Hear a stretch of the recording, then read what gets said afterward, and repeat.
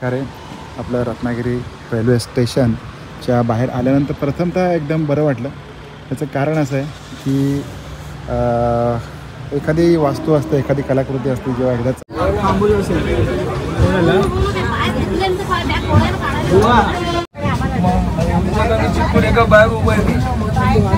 नोकरीवाला यूट्यूबरचं आपल्या सगळ्यांना राम राम. सकाळचे वाजलेले आहेत 6:15 आणि आज माझा प्रवास आहे पनवेलवरून चिपळूणपर्यंत किंवा मे बी रत्नागिरीपर्यंत. एक छोटंसं काम आहे, ते काम झाल्यानंतर तातडीने परत यायचं आहे. आणि हा सगळा प्रवास आहे, अनरिझर्व तिकीट आहे, त्याच्यानंतर गर्दी आहे, हे सगळं सहन करून नोकरीवाला यूट्यूबर चाललेला आहे कोकणामध्ये. सो प्लीज स्टे कनेक्टेड आणि आपण व्हिडिओ पहिल्यांदा बघत असाल तर चॅनलला सबस्क्राईब करून आमचं मनोधैर्य वाढवा. सो चलो let's go. Parking lot, Panvel station आणि पुढचा प्रवास. स्टे कनेक्टेड, सगळी इन्फॉर्मेशन देणार आहे जाताना. कुठे कुठे गाडी थांबते, गाडीमध्ये किती गर्दी आहे, हे सगळं आपण बघणार आहोत. त्यासाठी तुम्हाला कनेक्ट राहावं लागेल. निघता डिसिजन चेंज झाला, शर्ट बदलायचा, त्याच्यामुळे शर्ट बदलून घेतला आहे, पेनसोबत घेतला आहे आणि सगळी आठवण आमच्या मिसेसनी केलेली आहे. पेन, पाकिट, पेरूचा पापा वगैरे वगैरे वगैरे सगळं घेऊन आता निघालेलो आहे. चलो लेट्स गो. निघू? ओके. एकटा प्रवास आहे त्याच्यामुळे असं विचारतो निघू म्हणून. Bye bye. Yes bye bye. गाडी इकडे पार्क केले. आज संडे असल्यामुळे पार्किंग स्पेस एकदम खाली आहे. सो काहीच प्रॉब्लेम नाही आपल्याला आजच्या दिवसासाठी तरी.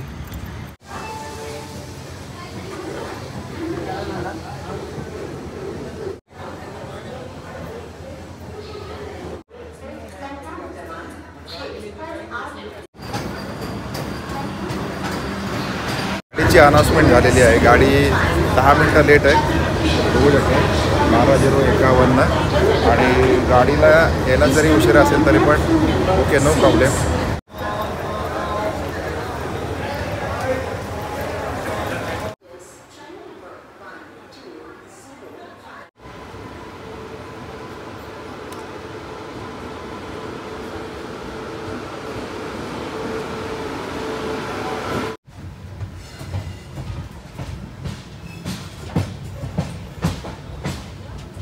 संपलेली आहे, बघू शकता. गाडीच्यामध्ये सीट बाय सीट जागा आहे आणि माझं रिझर्वेशन तिकडे असल्यामुळे मला उभं राहून जावं लागतं.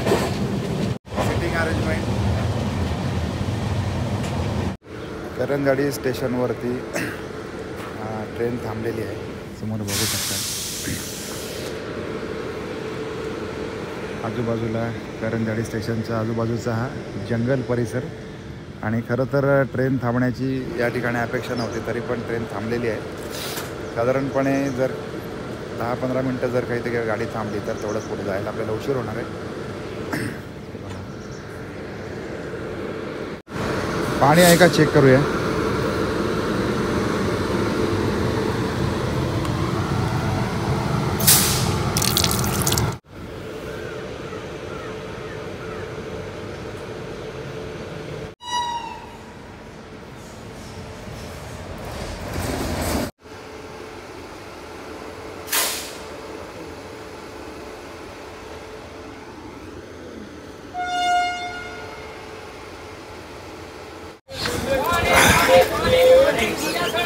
जस्ट आपण चिपळूणला उतरलेलो आहे आणि आता पलीकडच्या बाजूला प्लॅटफॉर्मवर जायचं आहे आपल्याला. खरं तर रत्नागिरीला उतरायचा प्लॅन होता, परंतु एक प्लॅन चेंज झाला आहे आणि त्याप्रमाणे मग चिपळूणला उतरून आपल्याला रत्नागिरीला जायचं आहे. सो सध्या तरी एवढी गर्दी आहे.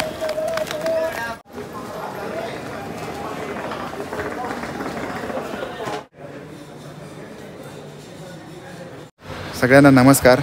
रत्नागिरी रेल्वे स्टेशन या ठिकाणी आलो आणि एकदम बरं वाटलं, कारण हे जे रत्नागिरी रेल्वे स्टेशन तुम्ही बघू शकता, एखाद्या विमानतळाचं जे लोकेशन असतं अशा लोकेशनला सुद्धा कदाचित मागे पाडेल असं लोकेशन आहे.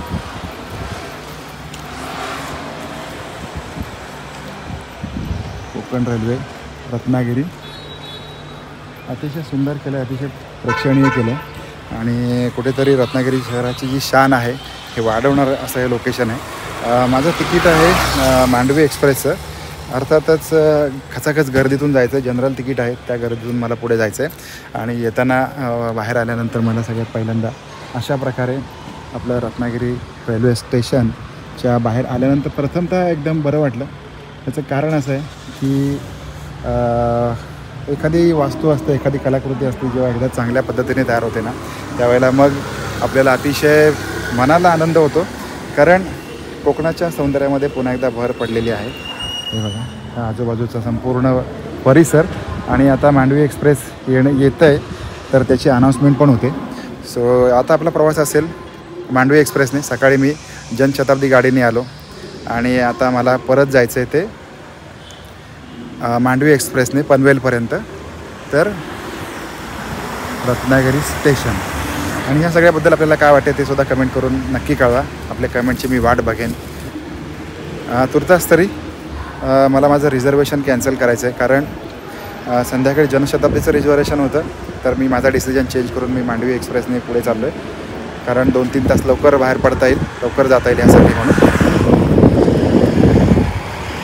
सध्या तरी वातावरण थंड आहे, एकदम थंड आणि प्रसन्न वातावरण वाटतं आहे, त्याच्यामुळे कुठेतरी बरं वाटतं आहे. सो आता बघूया किती गर्दी होते, कसा प्रवास होतो आहे काय माहिती नाही.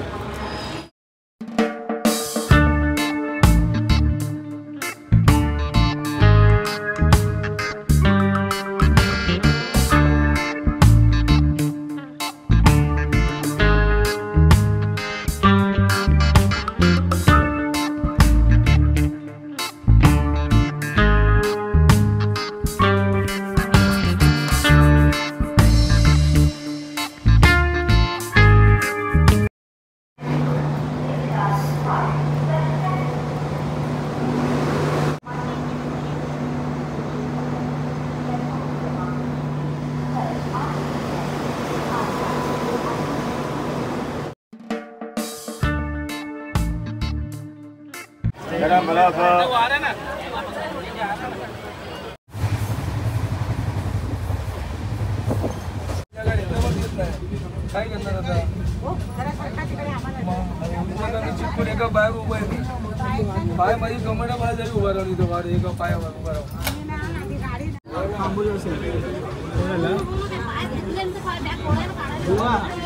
विवा गेली कलंबोली, विवा कलंबोली पाय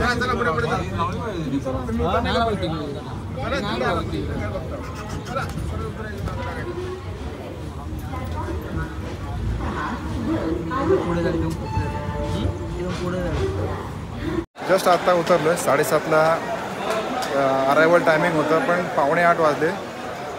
पूर्णपणे स्टँडिंगने आलो मी, त्याच्यामुळे अतिशय दमछाक. बघा किती गर्दी आहे, एवढी गर्दी सगळी आता उतरलेली आहे.